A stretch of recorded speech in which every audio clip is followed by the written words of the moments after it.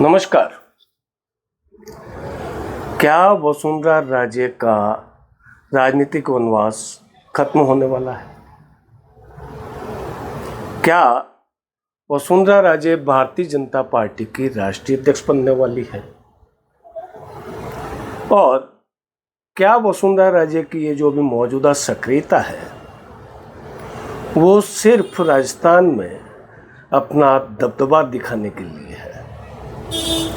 ये वो सवाल है जो पिछले कई दिनों से सियासी हलकों में चर्चा का विषय है।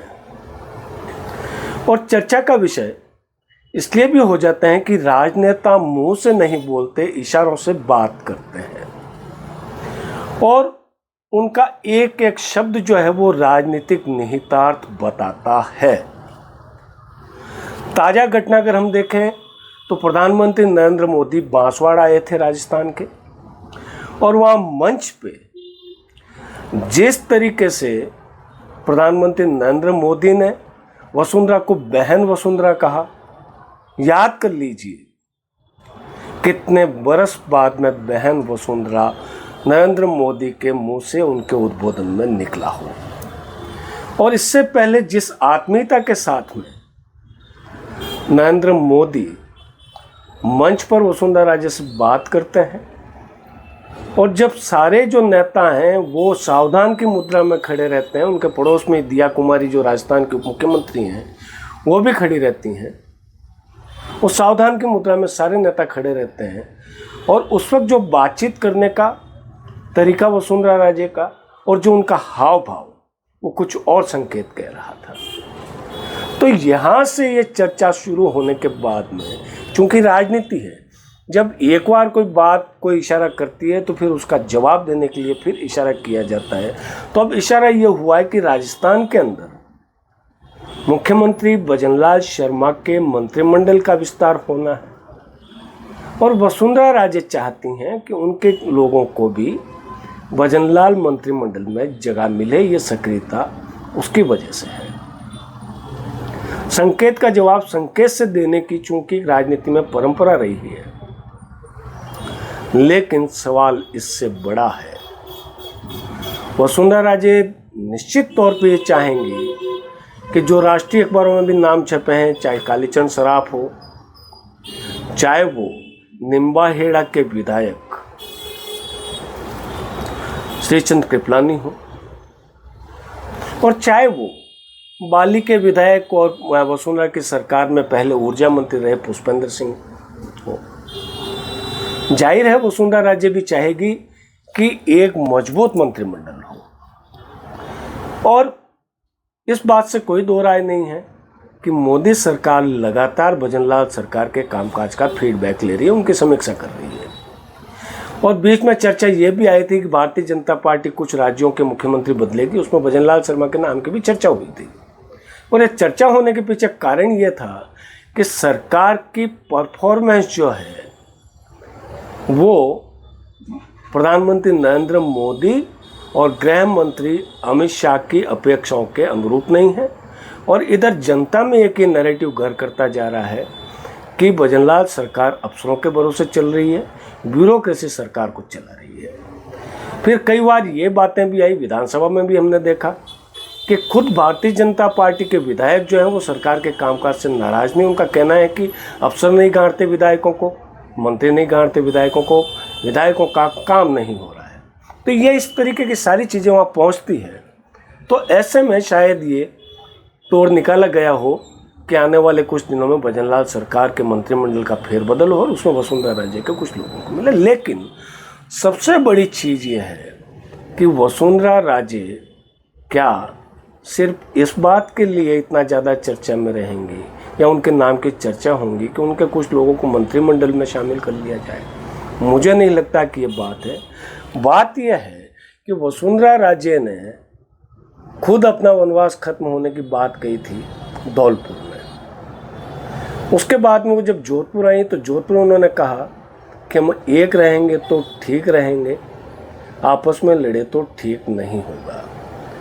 और इसी दौरान उन्होंने मारवाड़ के लोक देवता बाबा रामसा पीर को भी याद किया और कहा कि वहाँ जो मन्नत मांगी जाती है वो पूरी होती है, जो उनसे कुछ मांगता है उसको मिलता है, तो हमारा काम तो होके रहेगा। तो एक आत्मविश्वास उनकी बात में झलक रहा था। वनवास खत्म होने की जब वो बात कर रही थी तो उनका एक आत्मविश्वास झलक रहा था, और उनका यह आत्मविश्वास सातवें आसमान चढ़ गया होगा जब उन्होंने जोधपुर में ही संघ प्रमुख मोहन भागवत जी से लगभग आधा घंटा तक गुफ्तगू की। कई मुद्दों पे उन पर चर्चा हुई होगी, और सूत्र ये लगातार बता रहे हैं, अटकलें ये लगातार चल रही है कि वसुंधरा राजे का नाम भी भारतीय जनता पार्टी के राष्ट्रीय अध्यक्ष के दावेदारों की सूची में अग्रणी है। हालांकि कुछ लोग ये दावा करते हैं कि संघ प्रमुख और संघ के लोग ये चाहते हैं कि संजय जोशी को भारतीय जनता पार्टी का राष्ट्रीय अध्यक्ष बनाया जाए, लेकिन ये बात कहने वाले ये अच्छी तरह जानते हैं कि संजय जोशी के नाम को शायद नरेंद्र मोदी अब पसंद नहीं करें। ये अतीत की बात है कि संजय जोशी क्या थे और उनकी किस तरीके की दोस्ती नरेंद्र मोदी के साथ में थी। अमित शाह को शायद पहला विधायक का टिकट देने वाले भी संजय जोशी थे, लेकिन आज संजय जोशी शायद नरेंद्र मोदी के लिए खतरा हो सकते हैं, इसलिए वो उनके नाम पे सहमत नहीं है। और मुझे लगता है कि यही एक बड़ी कारण है कि भाजपा के अध्यक्ष पद का चुनाव लगातार टलता जा रहा है। पिछले साल से टल रहा है, इस बार भी पहले मानसून सेशन, इसके बाद में उपराष्ट्रपति चुनाव, और अब जो संकेत मिल रहे हैं वो संकेत ये मिल रहे हैं कि बिहार विधानसभा चुनाव के बाद भारतीय जनता पार्टी के राष्ट्रीय अध्यक्ष का चुनाव होगा। बीच में खबर ये आई थी कि संघ और भारतीय जनता पार्टी में सहमति बन गई है और बहुत जल्दी नवरात्रा समाप्त होने के साथ ही राष्ट्रीय अध्यक्ष के चुनाव की प्रक्रिया शुरू कर दी जाएगी। लेकिन एकदम इसमें यू टर्न आया। भारतीय जनता पार्टी बिहार चुनाव में पहले मना करने के बाद में भी वहाँ चुनाव प्रभारी बनाती है धर्मेंद्र प्रधान को, और सारी ताकत जो है बिहार का चुनाव लड़ने पर लगा देती है। तो इससे साफ संकेत मिल गया कि फिलहाल राष्ट्रीय अध्यक्ष का चुनाव नहीं हो रहा, और नहीं होने के पीछे कारण यही आया कि या तो संजय जोशी या वसुंधरा राजे। अब जो खबर ये आ रही है कि मोहन भागवत और संघ के कुछ बड़े नेताओं के साथ में वसुंधरा राजे के चर्चाओं और लगातार मुलाकातों के बाद में नरेंद्र मोदी वसुंधरा राजे के नाम से सहमत हो सकते हैं। लेकिन बड़ी दिक्कत यह है कि नरेंद्र मोदी का हनुमान कहे जाने वाले अमित शाह शायद वसुंधरा राजे के नाम से सहमत नहीं है। इस बात को लेके कुछ रुकावट है, लेकिन अब जिस तरीके की सत्ता के गलियारों में बात चल रही है वो ये है कि अमित शाह को नाराज मोदी करके काम चला सकते हैं, लेकिन संजय जोशी को लाके अपना काम नहीं चला सकते। इसलिए यह कहा जा रहा है कि नरेंद्र मोदी भी वसुंधरा राजे के नाम से सहमत हो गए हैं और उनको राष्ट्रीय अध्यक्ष बनाया जा सकता है। लेकिन अब भी संघ की प्राथमिकता संजय जोशी है और भारतीय जनता पार्टी के कुछ लोग भी संजय जोशी को। लेकिन दिक्कत यह है कि न तो संजय जोशी जो है वो कठपुतली की तरह काम करने वाले नेता हैं और न वसुंधरा राजे है, लेकिन बड़े दुश्मन को ख़त्म करने के लिए छोटे दुश्मन को दोस्त बनाना शायद शतरंज की ही चाल नहीं, ये राजनीति का एक सिद्धांत भी है और नरेंद्र मोदी सिद्धांत पे चलने के लिए तैयार है, ऐसी सूचनाएं आ रही है।